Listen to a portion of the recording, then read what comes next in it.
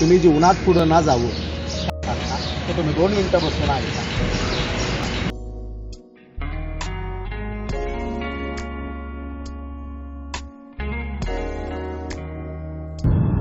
There's no scientific analysis here at all.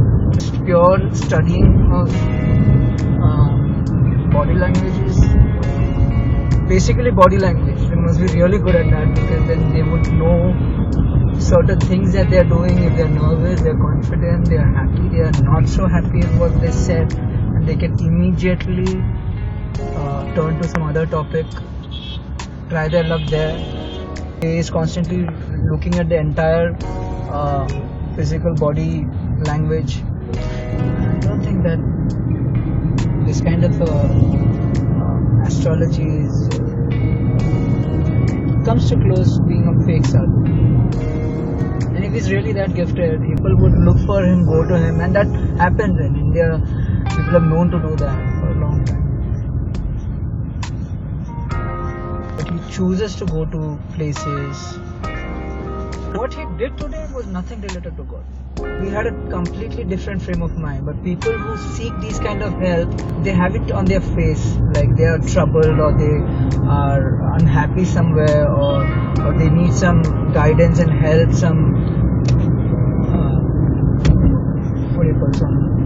godly intervention somewhere, and these people would be seen as mediators of what God wants us to do. So no, for me, my fate I make. I break, I make. So God is not instrumental in that, or any third party is not instrumental in that. I mean, even if I am a God-fearing person, if I make the wrong choices in life, I will probably be facing consequences of that. And if I make the right choices, I'll be like reaping benefits of that. So there's nobody else involved, not even God. So we have this tendency of cursing God when things go wrong and like falling down on his legs when things go right for us. That's human nature. Like, you know, humans like to keep one entity apart from them. It's them.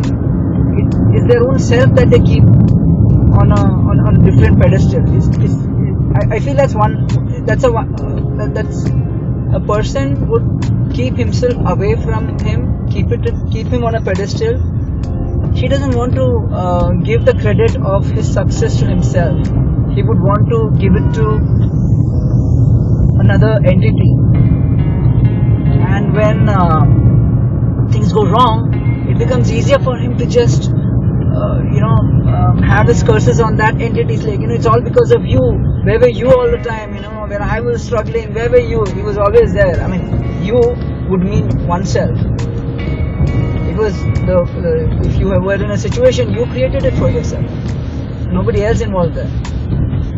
So that's, I think, human tendency. So that's fate.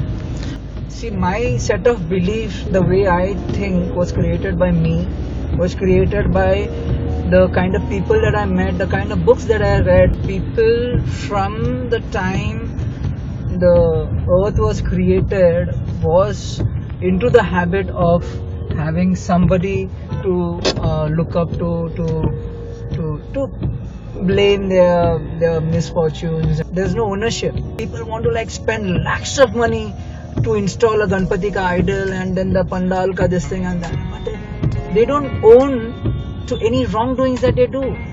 What about the things that you've been doing wrong? Have you tried to correct that instead of having the biggest pandal? Just don't do it.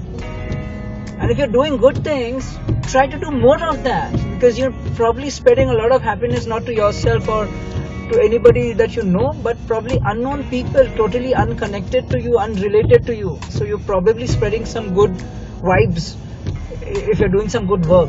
So it's not always appreciated. It's not always that people even recognize your good deeds. So it doesn't matter.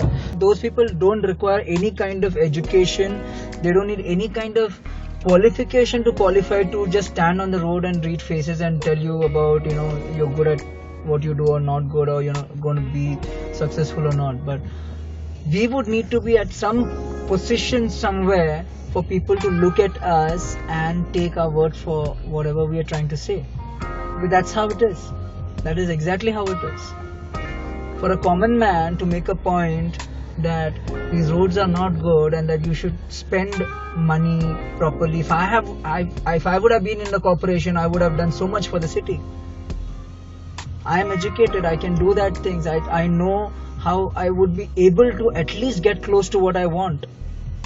But a politician who's probably not even educated, not all of them are uneducated, but they're all vying for some certain selfish goals. So those people don't need any qualification to sit there. The government doesn't have any qualification for them to sit there and make those amendments and resolutions. Women's bill taken out by a bunch of idiots, men. I don't know if women are even involved in that kind of a decision making, what they want and what they don't want. Men decide what the women want and how they feel deprived of certain things, reservations. Basically, I think in every sphere, people who really want to make a difference need to be qualified. That's how people would look up to them. I didn't even want to know what he was trying to tell me, because that's one thing that I avoid. Certain people live by some certain rules, and I live by this rule that I know there is always, every day I have this midday column horoscope which I can read every day and make my life better.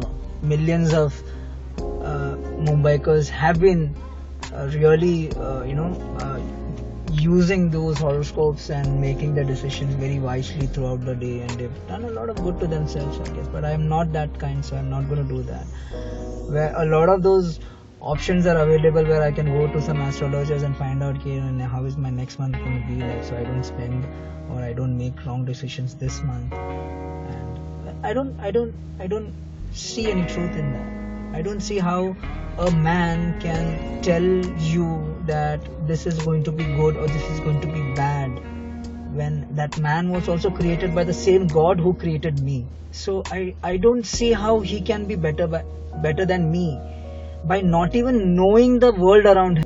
I have taken that much of effort to know the world around me, to know people around me, to know how they're thinking. That's very important, to know how somebody else is thinking and to appreciate that and to respect that. These guys are not even bothered about all that. They just know what they know and they just want to say what they say. Just gave him a tenner saying, okay, just pose for a picture. I gave him the tenner and he's like opening up my life history as if he knew everything, wherein he was actually extracting all information from me. So some generic statements that he made, some things that he said were like generic. Like, these certain similar questions I can ask anyone on the road and they will react in a certain way. And if I have my homework done properly, probably I can tackle an individual on these lines. So some individual that I met today morning that was really smart in the way he did his stuff. And probably for a while even I thought, like, what is this guy saying? Like an individual who would want to believe what he said, I didn't want to believe. So I got each and everything that he said. I got to understand and know what he actually must have seen or heard from me for making that kind of a statement. He doesn't understand, probably he created that. Or probably he doesn't even know that. Probably he just needs to go and say sorry to another person to make a relationship okay. He doesn't need to get 10 nariyals and 5 kacha kelas and 1100 kgs of peda. Which God is going to eat 1100 kgs of peda? And is he going to give that to 1100 people? Shit. He just wanted the money so that he could buy 1100 kgs. That is not a godly intervention, I feel. Thank you. Thank you.